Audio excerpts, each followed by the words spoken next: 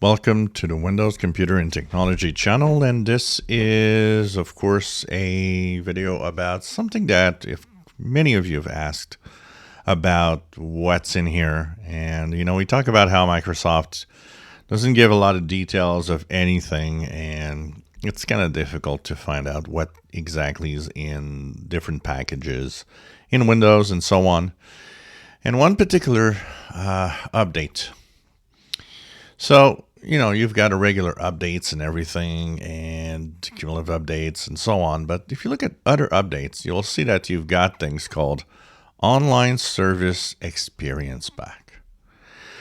And, well, you know what? We have no idea what it does. These things are there. There have been several updates to the Windows Experience Packs. They exist in Windows 10, Windows 11. They're not the ones bringing new features. They're not the ones bringing new features to apps. And for a long time, what we thought, and there was an explanation at one point of Microsoft saying, well, this is going to bring us like some really cool stuff. And, okay, it's like updates within, the operating system without having to do updates. And we still are in the dark. We still don't really know what they do.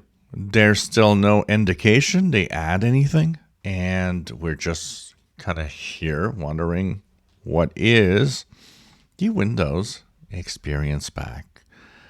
If only every time there was an update of one of those, we would see features change, we would see new things in Windows. We'd understand that the Windows Experience Pack is actually helping us with that.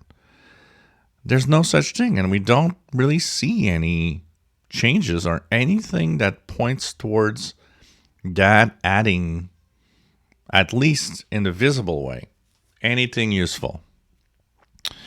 If it's adding stuff in Windows in another way, well, we don't see it. And maybe it'd be fun if Microsoft would, just say, hey, look at that, we're releasing a new Windows Experience Pack, and here's what's new.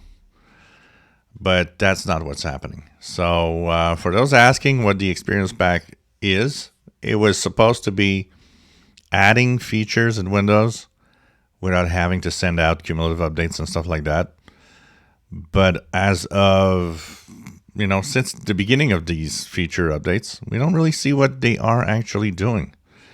And I think Microsoft needs to kind of explain a little more. What are you doing when you actually send us one of those? If you enjoy my videos, please subscribe, give us thumbs up. Thank you for watching.